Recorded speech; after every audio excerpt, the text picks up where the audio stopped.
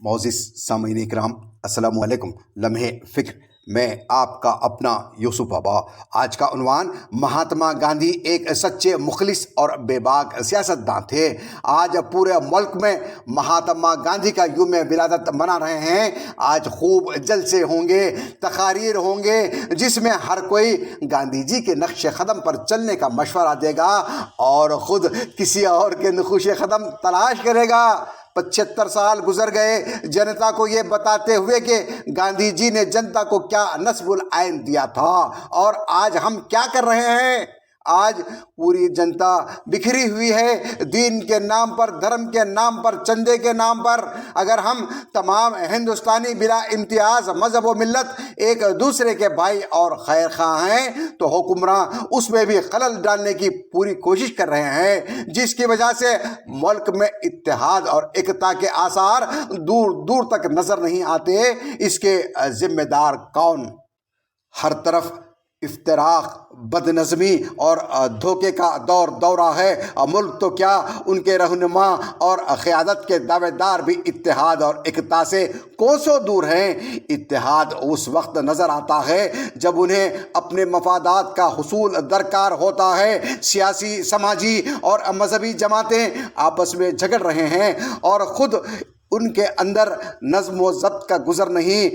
بیشتر سیاسی و مذہبی جماعتوں کا ایمان اقتدار کا حصول ہے اور دعویٰ یہ کہ ہم باپو کا سنہرا ہندوستان بنائیں گے۔ آج انگریزوں سے جو آزادی ہمیں ملی ہے، یہ اتحاد کی برکت ہی سے حاصل ہوئی ہے، جو چند برسوں میں منقود ہو گیا، کیونکہ گاندھی جی دیانت اور ان کے چند مخلص اور بے باک ساتھیوں کے بعد اقتدار پر ان جاگیرداروں کا قبضہ ہو گیا، جن کو انگریز حکمرانوں نے اپنی اطاعت کے عوض جاگیروں سے نوازا تھا۔ بہرحال موہن داس کرم چند گاندھی ایک بااصول انسان، سچے، کھرے، مخلص اور بے باک سیاستداں تھے۔ انہیں تاریخ سے واقفیت اور ہندوستانیوں سے محبت تھی۔ ہر قسم کے حرص و ہوس، ذاتی غرض و مفاد سے پاک تھے۔ وہ ہر بات کہنے سے پہلے اس پر خوب اچھی طرح غور و فکر کرتے پھرتے، پھر کہیں بولتے، اور جو بات کہتے اس پر اٹل رہتے۔ اپنے منزل کے حصول میں کسی مصلحت یا منافقت سے کام نہیں لیتے تھے۔ ان کی سیاست میں تضاد نہیں تھا۔ ان کے دور میں جو سیاستداں تھے اور آج جو سیاستداں ہیں، گاندھی جی ان سب سے مختلف شخصیت تھے۔ نہ وہ فرقہ پرستی کے قائل تھے اور نہ ان کی طرز فکر فرقہ پرستانہ تھی۔ لسانی یا نسلی تعصب سے دور تھے، نہ ان کی سوچ لسانی یا نسلی تھی۔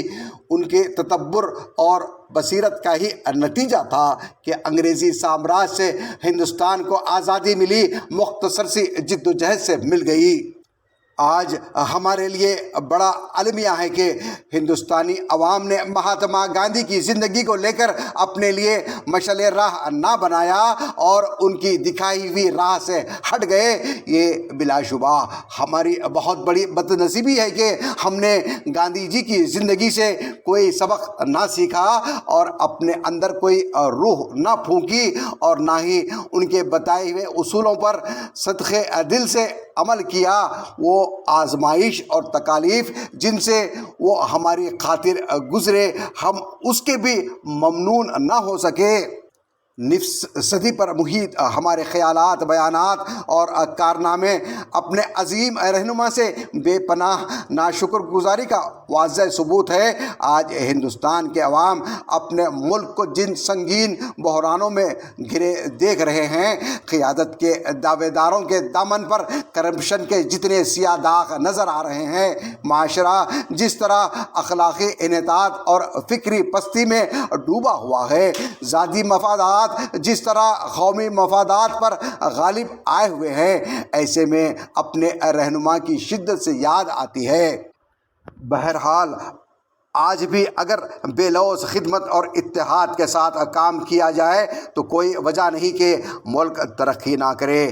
کیا ہم گاندھی جی کی توقعات پر پورے اترے، اور کیا ہم ان کے امن اعتماد پر پورے اترے؟ جو انہوں نے ہم پر کیا تھا، یہی ایک سوال ہے جس کا جواب ہمیں تلاش کرنا ہے۔ یار زندہ صحبت باقی۔